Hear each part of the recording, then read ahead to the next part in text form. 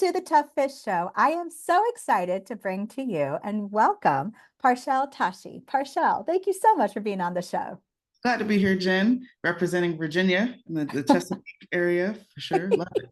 Yes, yes, I do too. I think that is so cool. And I love that we connected on LinkedIn and not knowing that about each other, but yet we Exactly. found out. Small world. So something about what you do, the way you describe it, really just spoke to me. And I think that this would be such a cool way to help writers open the aperture of their work, which is learning producer. I love that. I think that is so creative. Help a reader, help a listener and an author understand what does that mean and how does that fit in their world? Yeah, the best way that I can describe it, because it is a new term even for myself, to be a learning producer. But most of us who are experts, authors, teachers, consultants, coaches, if you teach something and your audience or your customers actually learning, if that is essential to the delivery and experience of your work, it's essential that you're working with someone to help produce those learning assets. And these are essentially the tools that are available online in digital capacities that allow for your customers to learn from you while you're not, of course, repeating yourself over and over again to each individual person. So I'm someone, I consider myself a modern day creative scribe because my experience goes in the space of education and curriculum design, as well as in video production and media production, which today are really important mediums through which we're able to, communicate with us without us having to be, in person or to repeat individually to each person. So once you put those aspects together, it really does kind of make up my world that I walk around and call myself a learning producer of. I love that. I truly love that. I mean, I'm all about coining phrases and then making them your own because to me, that shows that you're identifying the space and you are also owning that space. So I love that so much. I am curious. A lot of writers are introverts and they may even feel like, well, I write the book and I hit publish and then I need to go back and yes, they probably want to go write again. But the idea of being visible, of talking about their book or their message, or being on video talking about their work and their message feels a little intimidating, even if it's delivering a course. Maybe a workshop, an in-person workshop might feel a little different, but what would you say to that person who might be a little in their heads, wondering should they even do this and how can this help them? Absolutely. If you're an author and you have a book, one of your main new roles is also being the one who makes sure that the conversation around the topic of your book continues. It just doesn't stop when you hit publish. And because that is the responsibility, that's the effect that takes place when you have published something. You're starting a conversation or maybe introducing a new lane within an existing conversation. And as you're doing that, the question there really is, how can I continue to be in conversation with my audience around this topic? You can do that in a number of different ways, whether you're introverted or extroverted. It just matters that you commit to a medium and something that's going to work best for you. So, as you mentioned, if you're someone who doesn't do very well on camera, I wouldn't recommend getting on camera because it's not going to help your message. You know what I mean? If you're someone, let's say, however, who prefers more of being in an audio capacity, right? Podcasts are a really, really great way to do that. And depending on your genre, depending on the focus and what the mission of your work is, you can connect with those people in the ether, if you will, online, who are also interested in that work. And so it really is important you find what works for you. If you want to continue to write, you can do that as well, right? Continue to have a blog where you're featuring or, talking more about some of those aspects. And that could be a medium through which you share or an email newsletter, right? There's tons of ways that you can go about. The number one thing is that you're just committed to being in conversation about your book. I love that. I feel like that's a reassuring thing for somebody who might be a little uncomfortable. But let's say they go, you know what? I realize there's more. I want to open the aperture. I want to push out of my comfort zone. And I know that there's more I can do, but I may not be sure how I get started. So how do you help them take that book, that body of work and turn it into various modalities? Yeah, absolutely. So there's a lot of things that I like to look at and see if you are someone who's really wanting to step out of your comfort zone and do something new and different. Again, as I mentioned before, making sure that approach is personalized to you is really important. So how is it that you need to show up? Who do you need to be? Are really important foundational questions I would consider. And then from there, when we look at how to take that body of work and create different modalities, it really is guided, if you will, by the North Star of what your customers need. And so let's say that your book is 10 chapters of really amazing information that someone can take and utilize. You can now, let's say from a learning perspective, you can take out just chapter 2 and 3 of the book because that's the most crucial part, or that's the part that people get hung up on, or that's the piece that gets people most excited about continuing. Create a learning experience just around those 2 chapters, or around that chapter, around that methodology. That's one thing that we look at. We also, of course, look at aspects of building your platform as well with your body of work. This is pretty foundational. So one of my favorite recommendations of a strategy, depending on how far you want to spread your wings, is to have a podcast of your own. This covers so many bases, which is why I'm highlighting this among the others, because it usually ends up trickling into all of the other arenas where you might want to show up online in terms of promoting your book or your work. So a podcast in particular, if you do a podcast like Jen is doing and you happen to turn on the camera, right, just doing that alone is going to do so much, right? Because one, it's a committed format to where you can be showing up on a regular basis, right? If you choose to go interview style, which I recommend, it actually allows you to grow your audience alongside others, right, who are also connected to your work or the things that you're focused on. It also helps to have something on social media as well. Oftentimes, maybe on your social you're not as active, or you find that to be a challenge.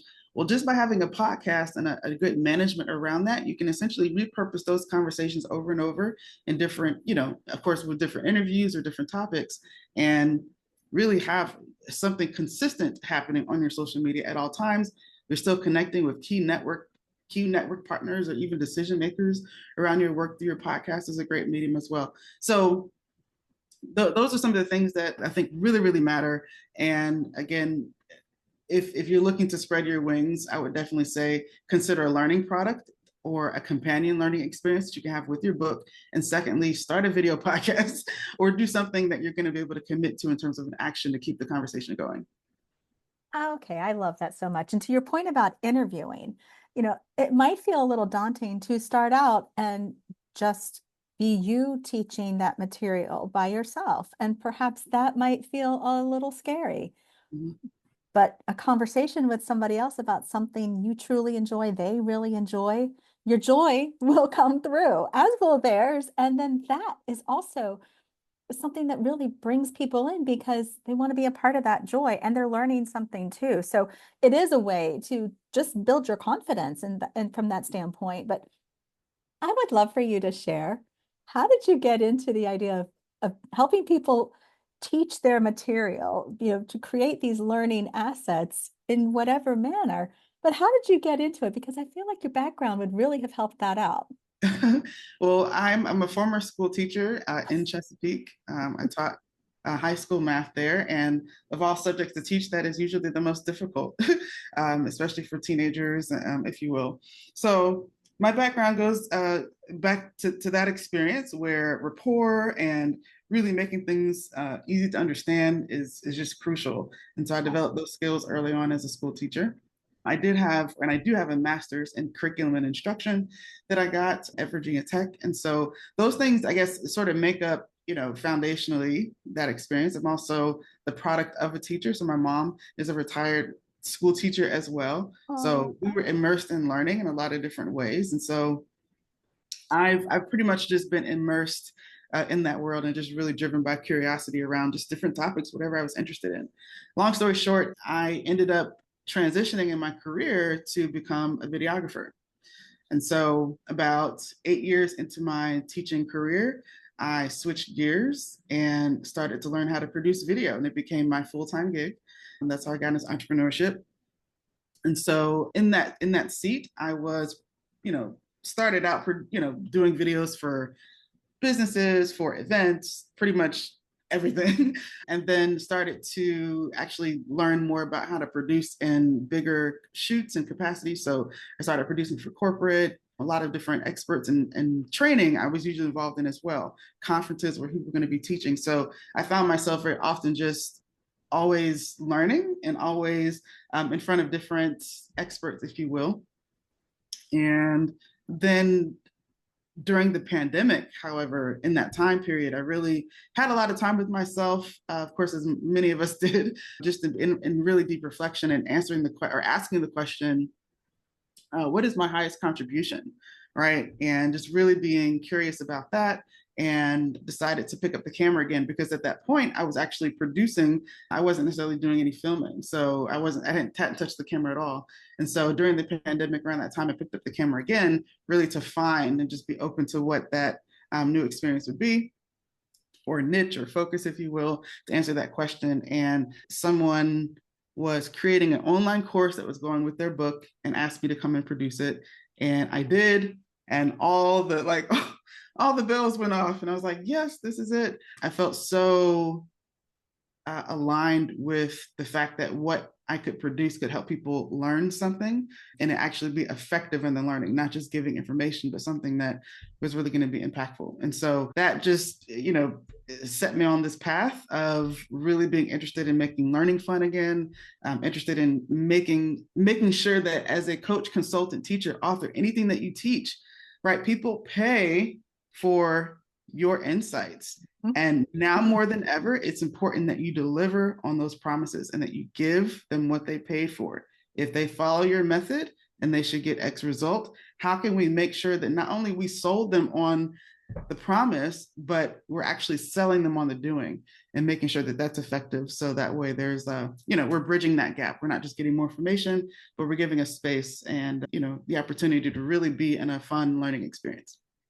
You've said so many things here that I just love. First off, what I'm hearing are breadcrumbs, like divine breadcrumbs, if you will, of how your path was evolving and following the curiosity and the joy, but it all built upon itself. And to your point about teaching math, yeah, I would imagine that would be one of the more challenging courses, and especially teaching in high school. I would imagine that that compounds the situation, but yet all of that came into play to help people get out of their comfort zone so they can learn how to teach, as well as understanding how to break down material to be able to make it so that the student can receive that information in their bite-sized way. Because it's not just a matter of you, the author, understanding this is the content and you've written it out. Because yes, writing it for a book is one way, but you're going to deliver it a little differently on a stage or in a workshop because it's a different vehicle, even if it's all stemming from the same source, like that book,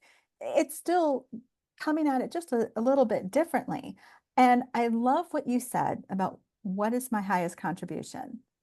I love that because what I'm hearing is a reminder to any listener who might be in their heads a little bit like, you know, should I keep going with my writing? Should I hit publish with this work? Should I, after it's published, take it to that next level and do a podcast, be on a podcast, figure out how to do course material?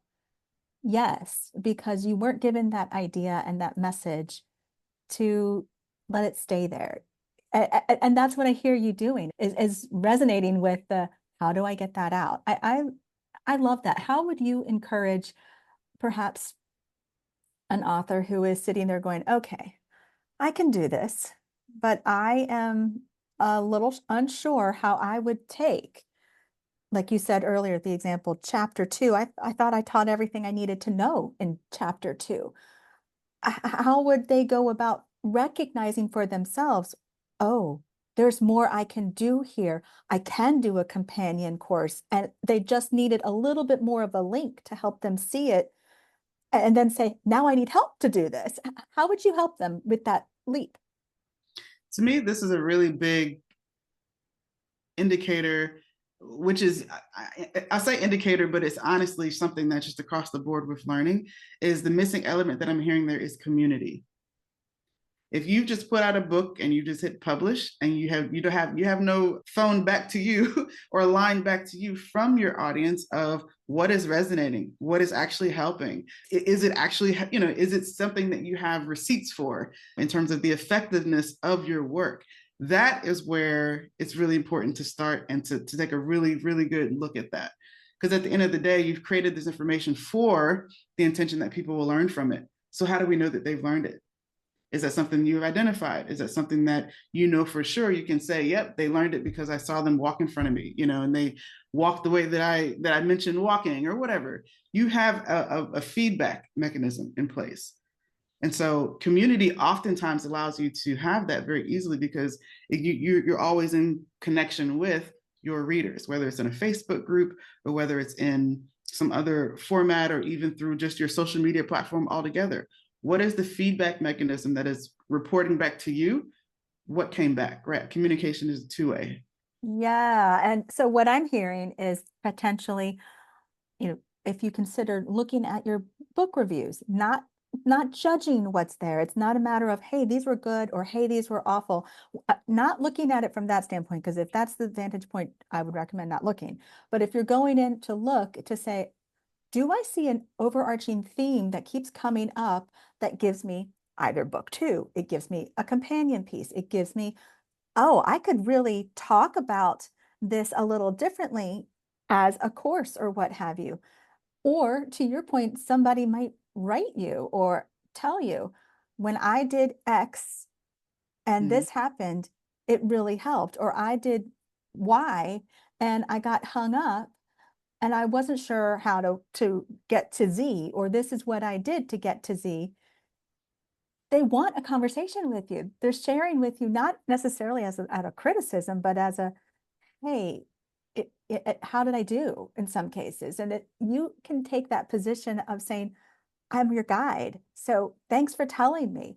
Here's what it is. And you gain more information. And to your point earlier about running your own podcast, you might get enough questions come through that perhaps they're all centered around a similar thing. Maybe you do a solo episode that just is Mm-hmm. about the idea of that, but it still invites them to take a course with you to go deeper. Or you mentioned the book that covers another aspect of it. So that's what I hear you describing as a way of saying, what conversations are generated because you hit published. Yeah, exactly. Exactly. And, surveys and things like that also are really good to have in place, even if it's something that easy, right? It could just be a survey form of feedback. But honestly, what it reminds me of is being the teacher who checks on the work. you know, you're checking the work. All right, did we get this right? And so that's what I feel like we need more and more now is just more accountability and a different experience with the expert or whomever it is that we want to learn from. And so all those things are really important. And I love the way you framed it as well. It's like, essentially having your audience to be the one that is informing you of how we can move forward, right? What makes sense to come of this. Well, they're telling you more what they want more from you. They want to hear it from you in your way of delivering it. What I hear you saying is that the teacher is checking the work and watching to see, hey, I'm noticing something here. Well, you as the author are gleaning that information because you see the tones that come through in that Facebook group. You see the intonation that's happening. Or when somebody says, I don't understand how this and this, and they may not necessarily be asking you directly, but it's addressing something that you are an expert in, you can cover, you can talk about, and put your perspective on, but you can show compassion to them, you can show empathy to them because you're creating connection. They're saying, I need help, and you're saying, I want to help. Yeah. And that's, I think, is so important. When I look across the board now, when we look at how we learn today, there's so much overconsumption that's happening, Yeah. if you will. And I think at the end of the day, we've gotten into a habit of just wanting to hit publish. That's all we're doing, just hitting publish, publish, publish. That is important. That is great. That is necessary, right, for us to grow and to share as people. Now, I would say, however, if you are an author, someone or an expert teacher, counselor, what have you, if you really are driven by impact and you really want to make sure like it's part of your life's work, is that what you have written is something that is imperative, right? Impact makes a difference, meaning that the number of people that this reaches and helps is more important to you perhaps than the more money it makes, right? If that is something that is important and that's really driving you, impact over income, then I really suggest then that to go deeper and further, it is going to be relationships with your audience that's going to make a big difference. And it's also going to be that anything that you create in terms of a learning experience, you want to make it practical, right? I call it practical application learning. I think that's also a really huge factor that's going to tie into the things that you just mentioned in terms of making sure that you have rapport, that you're actually listening, and that there's a way to ensure that people are in the doing of the work. Today, where most online courses, the completion rate is 6% or less at this point. And then most coaching containers typically are deemed successful if they have 3 of 10 people graduating or doing successful. And so we're just in a day and era where more people are just realizing and seeing that it's going to be more important that we ensure that people get what they paid for, right? Because people are buying, people are, clearly excited about the information that you're offering, but they're also conditioned to, oh, I didn't finish the course, and that's normal. We Or don't I'm, want that. yeah, and we don't want that. That's just causing us more harm than good overall. So again, I would say that if you're someone who's really driven by making an impact with your work, how you make the learning practical and applicable is really key. I love that. And also what I'm hearing too is it's easy to think of this in the context of nonfiction, because typically nonfiction, especially if it's prescriptive nonfiction, it is about teaching. I have a problem, I'm providing a solution, and so forth. But I would offer that also fiction writers have the same opportunity in a different way. So, for instance, maybe you're teaching people about your process to build tension, to world build. How do you structure a scene? How do you do effective character development so that they are not flat and you know when to blend several characters into one or when to omit somebody altogether, kill the darling affectionately. You know, those are things you're doing in your craft that although it might seem as though you're saying, well, you know, I've written a thriller or I've written a rom-com or what have you. Yes, and yes, your readers want to see that, but they also might want to learn the behind the scenes. They might want to hear about how you went about developing this particular part. And then they kind of go back and reread it a little bit more. Or maybe it might be that you encourage other writers along in their journey on your technique, on your way of constructing different pieces. So there's another way to think about that, even if your genre is not necessarily prescriptive nonfiction.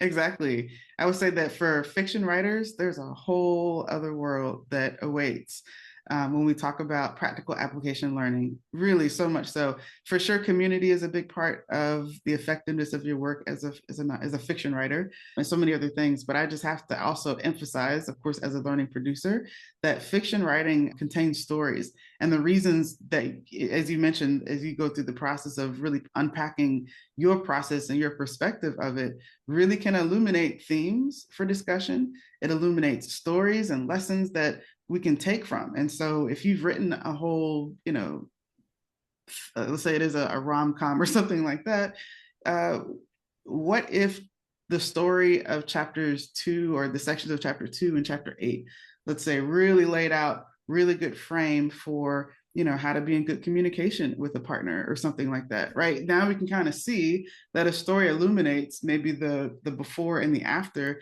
and can guide someone through an experience that wants to learn how to better communicate in their relationships. And so for fiction writers, I see the key there is connecting. If you're not an expert already, perhaps consider collaborating with the expert to create a learning experience around that work, because the stories, if anything else, are what we remember and stick with us the most when we're learning something.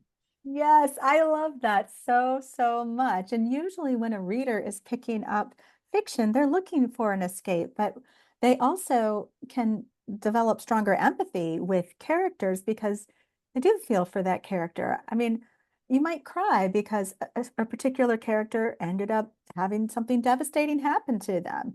And, or a big shock and reveal happens, and all of those things you've created there's a connection, there's interest there. And if they're interested in reading your book, they probably would be interested in learning about you and how did you bring this to life or what inspired that. So to your point, maybe their background has something about great communication in there, and they did a lot of research or something, and that talking about how to do research and how to know when you've gone too far down the rabbit hole and when you haven't are things that they can teach. I love this so much.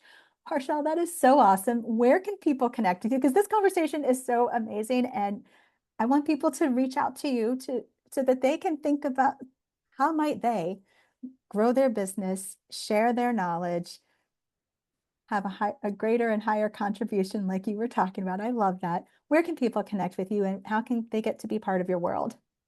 Absolutely. I would love to connect with you on LinkedIn if you're tuning in. That's a really great place just to reach out, get connected with me, follow me.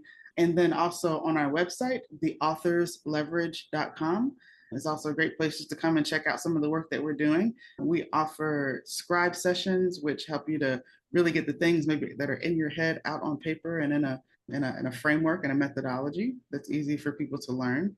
Most people who are getting ready for a presentation or they just have something they have to get out usually jump on that. But besides that, we offer strategy and then, of course, the creation of learning assets. And so that incorporate video and the entire learning product itself. So if any of those things are of interest and you're wanting to, I don't know, do something new with your learning experiences for your communities, or there's something you've just been sitting on, you've been thinking about, you just having ideas. Like I love just to connect and learn from you, and we learn together. So highly recommend just reaching out and checking us out. Thank you so much, Parchelle. This has been fantastic. Yes, yes. Thank you so much.